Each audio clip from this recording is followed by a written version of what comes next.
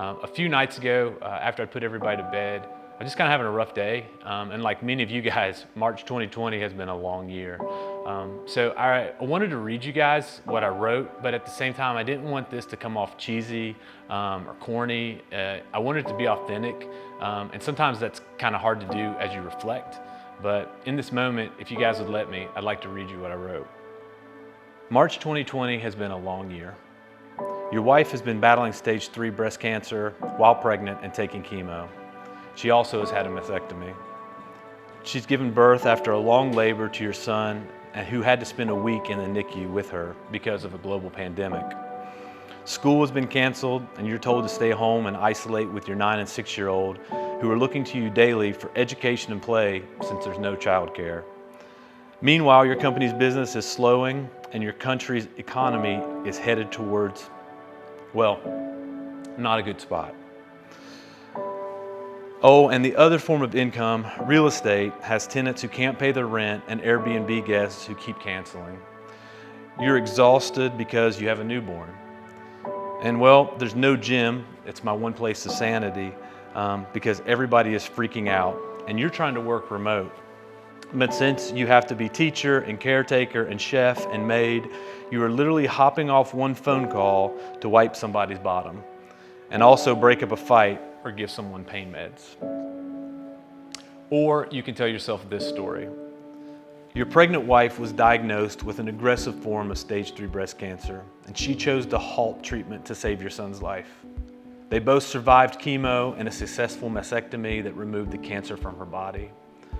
His birth was long, but it was natural, and this would allow her to return to cancer treatments in a window of proven success.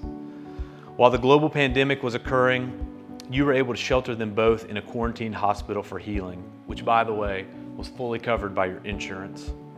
And meanwhile, you've gotten to spend more time leading your daughters.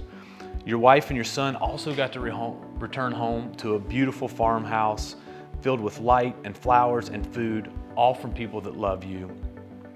Your company, while the sales are slowing, has chosen to hang on to you and your team, and actually you're leading more now than you ever have before.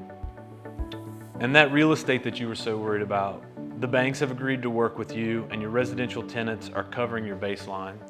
Your mother-in-law's school cancellation has allowed her to give you freedom to help in that education department.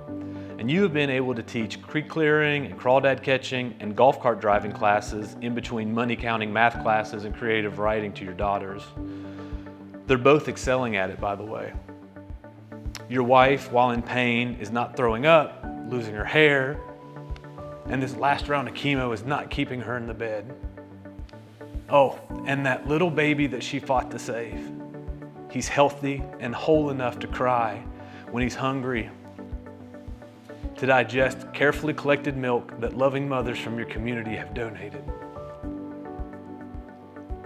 God has been good to you. I think it's real to think that Christ, as he hung on a cross and asked his Father, like, why have you forsaken me? It's fair to ask that question, but we both know that that wasn't the end of the story. And I think for me, I get to choose which one I believe in. I get to choose in resurrection, and I get to choose hope. I think the same goes for you.